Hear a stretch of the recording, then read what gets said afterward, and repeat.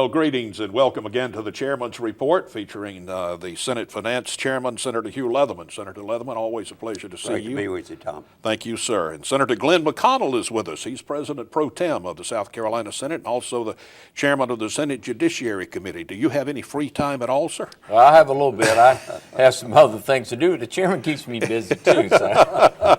Very good. You have been with us. It's been a while, but thank you for coming today and welcome back. Well, I'm glad to be here. Thank you, sir. Well, Senator, it says that a path has been worn between your two offices, the Chairman of the Senate Finance Committee and Chairman of the Judiciary Committee. And in some respects, a lot of people think that you go head-to-head with Senator McConnell, but you have a great relationship, and that is great for our state. Tell me about that. We have a wonderful relationship, Tom. Any issue that comes up, I'll either go to Senator McConnell's office or he comes to my office. I seek his counsel and to make sure that we're doing what's good for the people of this state. If we're doing what's good for the people of the state, I'm not worried about the rest of it. Mm-hmm. Very good.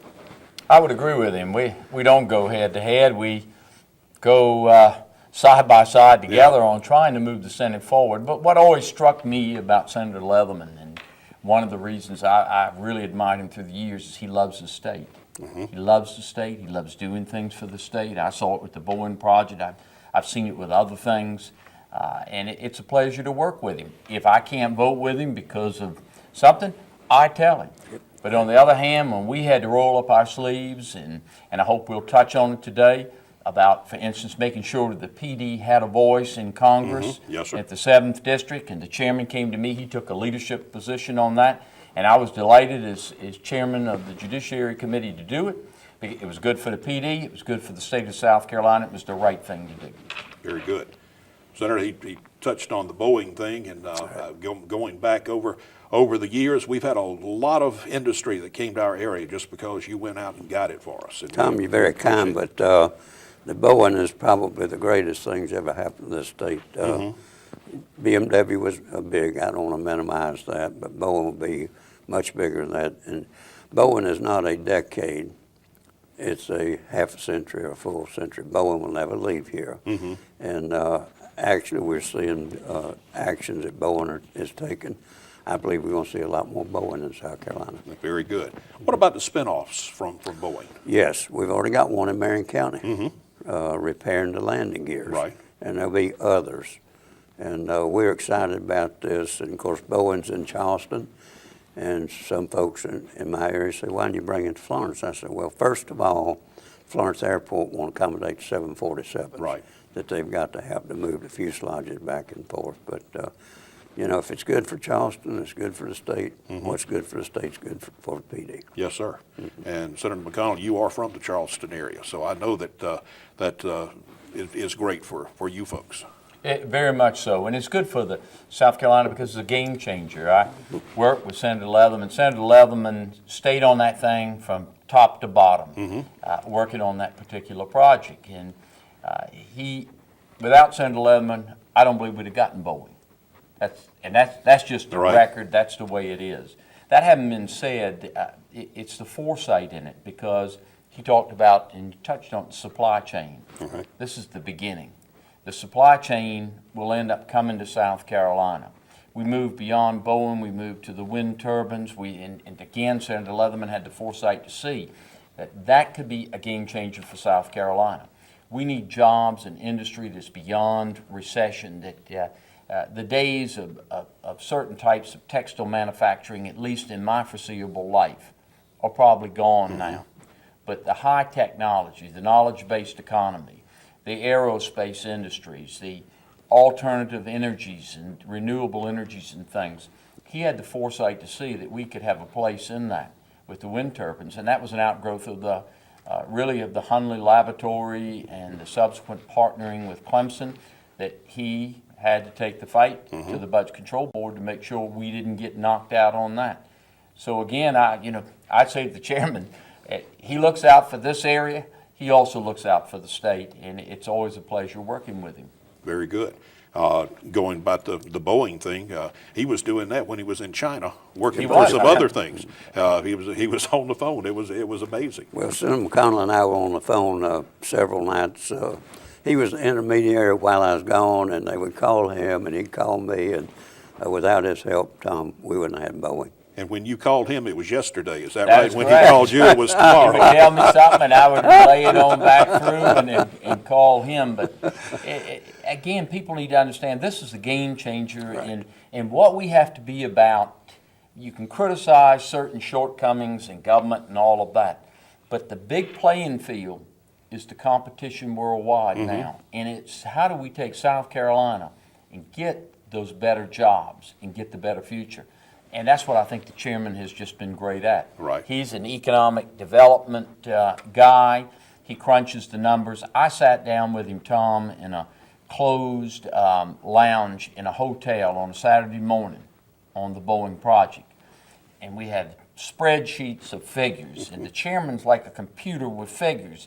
And we were going through there to see how much in incentives we could afford, where did it become a bad business deal, how long was it a good business deal. And I'm simply going to tell you that with the chairman's leadership, we got the best end, in my opinion, of that bargain. Absolutely, I by imagine far. so, yes, sir. Senator Leatherman, I know you went on a trip to Paris, We did. and there's been a lot of papers sold because of that trip with other folks involved. But can you tell us a little bit about one of those trips, why those things are important? Tom, I'll be happy to. I went over there with the Northeast Strategic Alliance, Jeff McKay and myself, and we went over to the Paris Air Show. The state had a contingency over there, but we went primarily for our area here. But what I tell the folks when I get there, love to have you in my district, but my district don't fit you. You tell us where in South Carolina, and we'll find that for you. But what we want is your people, your jobs in South Carolina. I met with the oldest people while I was over there, United Technology. They're a Fortune 50 company. They're Right. not a Fortune 500. And they just, 4 weeks ago announced coming to Florence. Just announced, yes, sir. And bringing 350 jobs. And soon, I believe their average pay scale is $25 an hour. So isn't that wonderful? That's a wonderful one to get. But we With an elevator company, it's just going up. That's it's going right. up here. But I did meet with them. I also met with Jim McNerney, the president of Boeing Company. Had about an hour of FaceTime with him, talking about what they think about in the Charleston area. And of course, can't divulge what he said to me, but very positive, I can tell you that. Very good. Very good. By the way, there's one thing I want to say. When you said that the Florence Airport can't accommodate the 747, we need to put the word yet. Yeah, oh, okay. All right. Tom is chairman of the Airport Commission, so he had to put that in there. Well, you know, I'm just a believer, and this is just my belief, that once we got Boeing here, the opportunity for South Carolina far beyond Charleston and for the whole state Oh, saying yes, now. sir. Yes, sir. And not just spinoffs from Boeing. Exactly. But when other people see that QVC is here and H.J. Heinz, the only factory they have outside of the state of Pennsylvania, is right here in South Carolina, That's and right. Boeing comes, you know, it's just opened a door. It is. And y'all come. That Southern hospitality. Tom, let's go back to the Paris trip for a Yes, moment. sir. We've had 2 inquiries, I can't name the companies, since we got back. Super. Said, we heard your message, we heard what Jeff McKay said to us, and we want to come and visit with you. Very good. That's what you have to do. You have to go out and promote the state. You can't wait for them to land at your airport out here with a contract saying we want to come here. You got to go do something. Yes, sir. Very good. And Senator McConnell, I know you've been in on a lot of those things too, down in the Charleston area especially. But in order to effectively recruit new business to our state, we must have a system of infrastructure. What do you tell the people that South Carolina has? Why is South Carolina the best place to come? Well, not only do we have big airports that we can get people in and get freight in, but in particular, we got a port system. Right. And that port, and again, I have to really give some accolades to the senator here because he's had a leadership position in that. That port services the industries up here in Florence, and it's one of the things we use to attract industry. We've had for us to go forward in modern competition, we got to have a dual access, which means both rail lines got to be able to get in and out, Right. and one cannot jump over the other. Senator, again, has been involved in that. He and I have had to roll up our sleeves and get in there to see what we could do to make sure that both CSX and Norfolk Southern have equal access to the port. But that also involves, how do you build for the future? How do you lock down the land and the resources to put the infrastructure in place? The chairman's been involved in that. So from an infrastructure standpoint, getting that port in place, getting, for instance, the Restoration Institute, the two ingredients allowed Clemson to turn around, and with the chairman's help, because I had to call him to get his support, and he was more than willing to do it, we landed the wind turbine grant and got the world's largest and only 15 megawatt test center that there is for wind turbines. Fantastic. Now what that's done is attracted the likes of, I won't name who they are, but corporations that now are focused on South Carolina, because the wind turbines, they got to test them there. You can't put them out on the highway and you can't put them out on the rail. They're too big. All right. But the components and everything that goes to them are built somewhere else and shipped in for the assembly on site to be sent out on the ocean. And that's a case of foresight, railroads, port access. How do you bring these ingredients together, Clemson's research capabilities, and bring the assets that we have in this state to get us up the ladder? And so I would tell you, infrastructure comes from port, it comes from education, what we do, what's being done at Francis Marion, what's being done at Clemson, what's being done at USC, Medical U. All of those things give us the types of things that when the senator and I sit down with the Boeings and people and talk with, they want to know, well, what do y'all bring to the table, for instance, in education? What can you bring to us in energy? That's a whole area that people don't think about. If we don't make sure there's plenty of affordable energy in this state for these companies, we're not getting the jobs. Right. Plain and simple. That's it. Very good. Well, Senator Leatherman, you're chairman of the Senate Finance Committee. What is the Senate Finance Committee? What do you do? Well, And you're going to get the same questions. Tom, for the past few years, we've tried to keep our head above water. The economy is in the tank, and the state revenues are down. We've gone from about $7 billion general fund down to $5 billion general fund, round numbers. So what we do is take the monies that's available to the Finance Committee, try to evaluate all the requests, all the programs, all the entities, and spread that money around where we believe it will do the most good for the people of the state of South Carolina.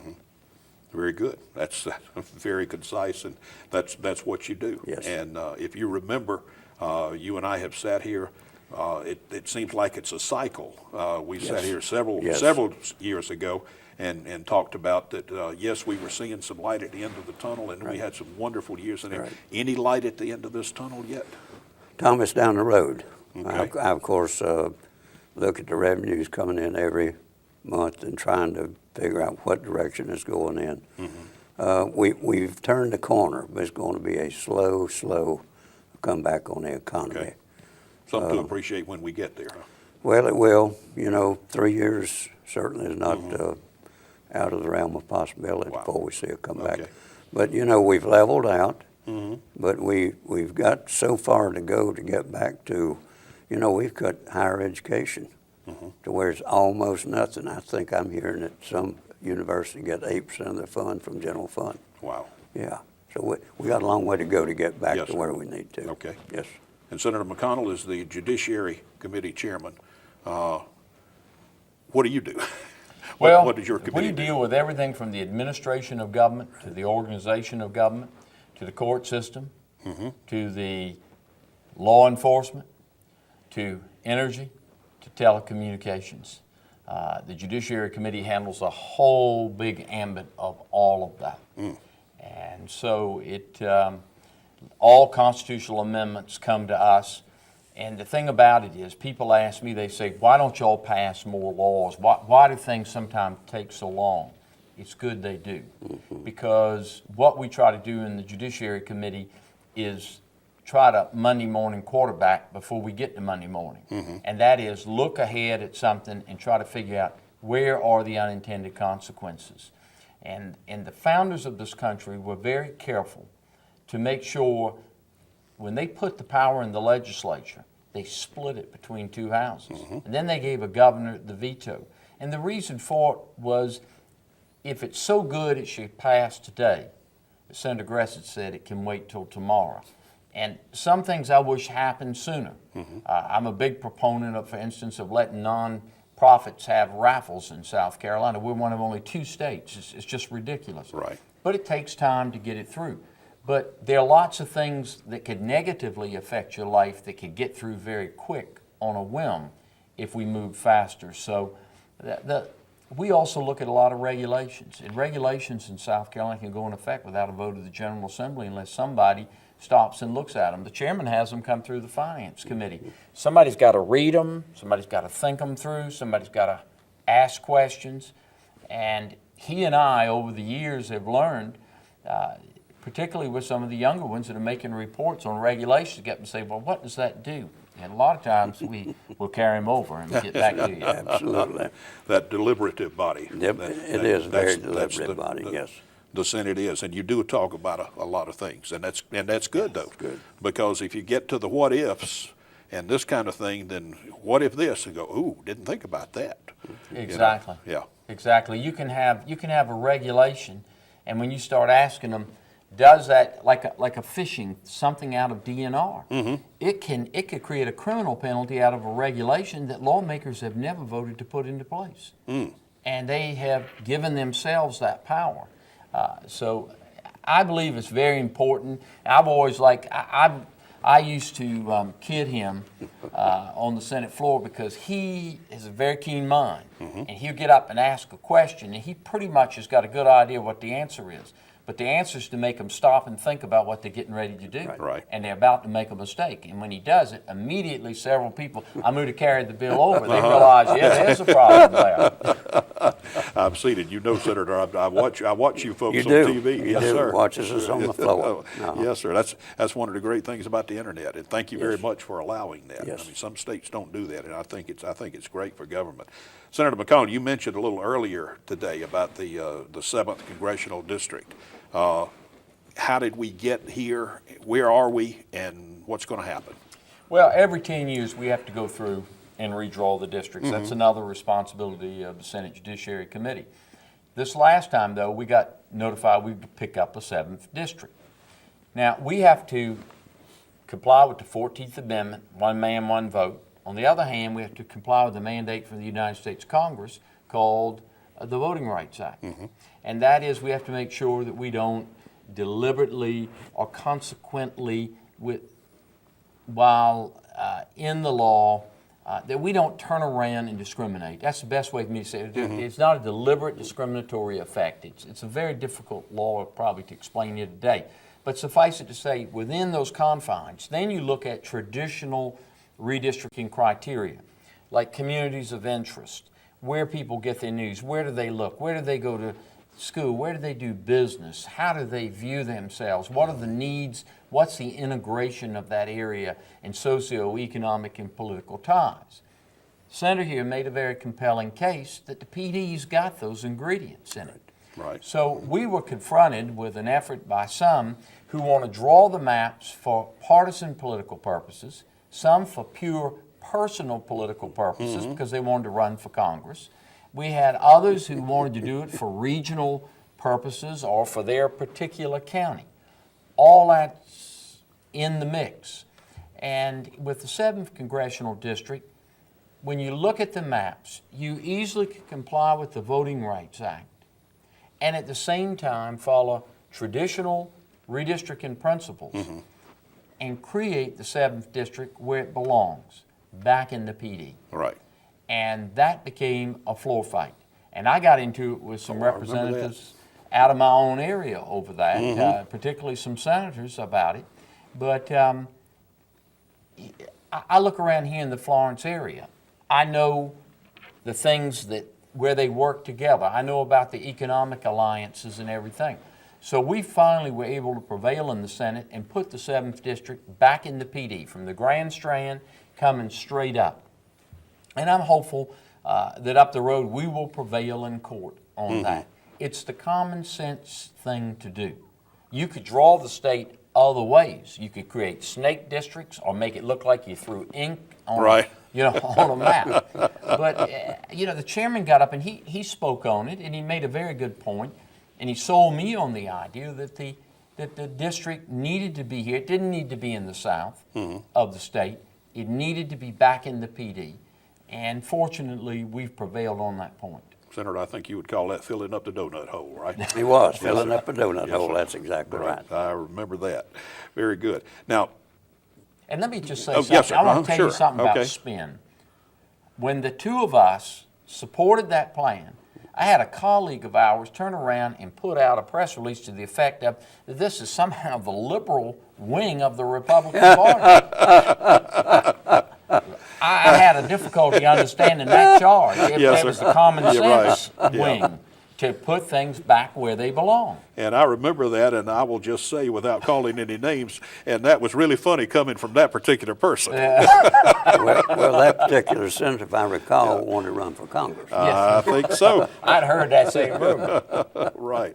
Now, the 7th Congressional District, all this is based on population, of course, and we're over 4 million people in the state now, and there's 435 seats, I think, in Congress, and they're not going to add any more seats, so they just say, okay, we're going to up the number of people. So that's why we have a 7th, and go back to the 7th, because we had 7 back up until the 1930s, I think That's it was. correct. I think so. But what about House districts and Senate districts in the state?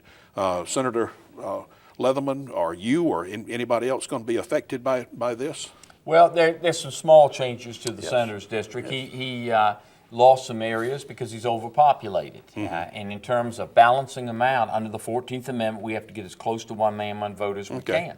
That having been said, though, there is a community of interest here. There's a core constituency across the PD, and we were able to preserve those in the Senate reapportionment plan.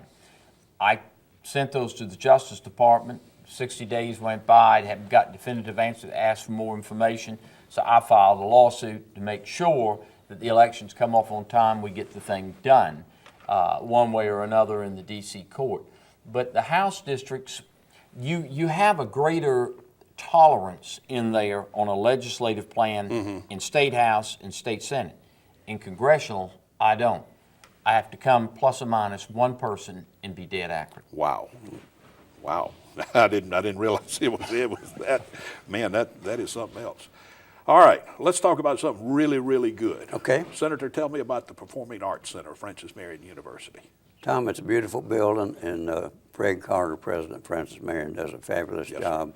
Senator McConnell just today spoke at that. He spoke on the Hundley, and very well received. Some of the folks, after it's over, said, wow, what a program. That's what I heard. That's what I heard. What a program, yeah. But it's great. We had the gala that's, 3 or 4 weeks ago? Yes, sir. Roberta Flack. Roberta Flack, it was a Judy sellout. Collins and a group from Charleston came and performed. We had some dancing groups. And then on that Monday night, we had the inaugural concert from the Florence Symphony Orchestra in their new home. Yeah, and I believe the Charleston group came up here. Was that the Philharmonic from Charleston? That was part of the Philharmonic, yes, sir. It was their gospel group. And did a marvelous job on a Sunday afternoon. This is really something, and we have some big names coming. We got some Broadway productions, which is something we haven't had room for or the right space for, and this is really going to be something. So. Tom, who knows? Maybe we'll get some Charleston patrons to come up here. We're always going to Charleston. So. Yes, sir. Yes, sir. That's all right. Well, I tell you what, it's all 4 lanes now. It is. I love that. Very good. Well, Senator McConnell, you got interested in the Hundley when?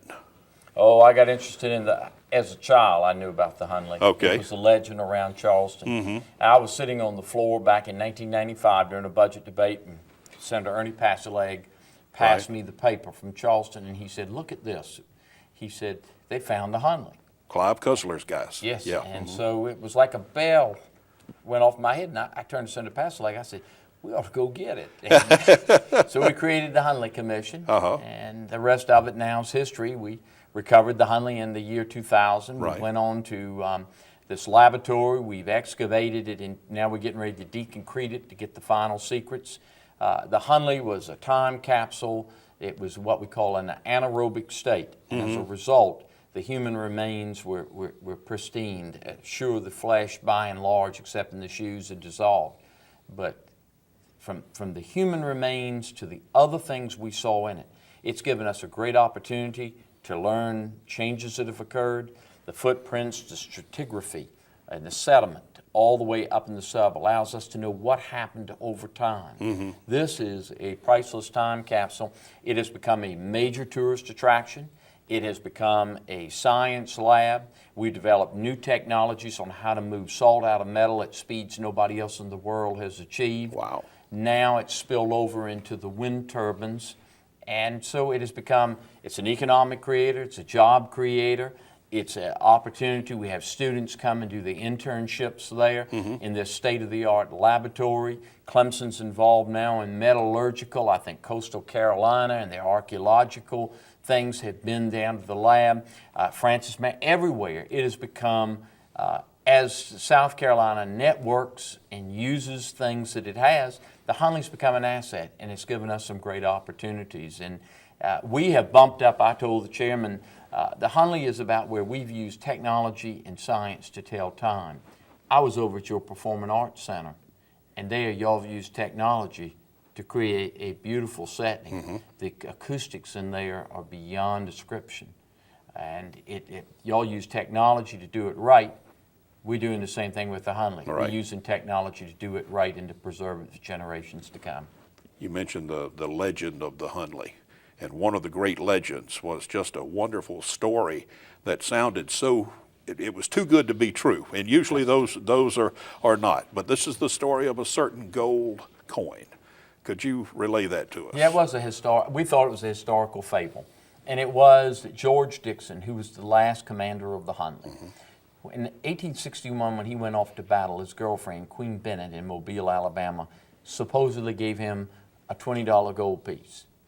At the Battle of Shiloh on April 6, 1862, he was shot in his left side, but it was where he was carrying the coin because he was left-handed. And the legend had it that the coin saved his life, and for that reason, he carried it as a good luck charm. That's all we knew about it. Then we found out, during the time that we were studying how to bring the Hunley up after it had been discovered, we came across a letter in New Orleans that referenced somebody saying something about Dixon and his coin. So we always hoped that maybe he had it out there that final night, February 17, 1864. George Dixon was well preserved in the sub, in one block lift. As we went to lift him out, one of our scientists felt the ridge of that coin and went into his remains of his side and pulled out of that pocket the $20 gold piece. And when we washed it off, not only had it been hit by the shot, but he had sanded off the back and had inscribed on it, it said Shiloh, April 6, 1862, Wow. my life preserver, for George E. Dixon, GED. And on the front, he has literally rubbed his thumb print into the front of the coin for good luck. And there, a historical fable became a historical fact. How about that? Can folks see that? They can see that. Yeah, that's something. I like that story. All right. Well, what's to come? Tom, I'm excited about the upcoming session. It'll really be a trying session, lots of challenges. But again, working with Senator McConnell and some other leaders in the Senate, we'll get through it and we do what's good for the people of this state. And I'm excited about getting back there. And for those who have not heard, I'm going to offer for re-election next year. Make sure they understand that so there's no rumors out there to the contrary. But I enjoy serving people. I enjoy serving our state. And I do truly love this state, absolutely. I think it's funny sometimes. I'll read an editorial or something talking about the part-time legislators and stuff, and maybe some people are. Maybe they just work from January till June. But I know you two gentlemen, you're talking about getting back, you've never left. Right. I mean, you have all kind of committees that you're on, you chairman so many of those and everything, and you do just a great job for us, and I appreciate both of you. Thank you so much. Thank you very much. Thank you.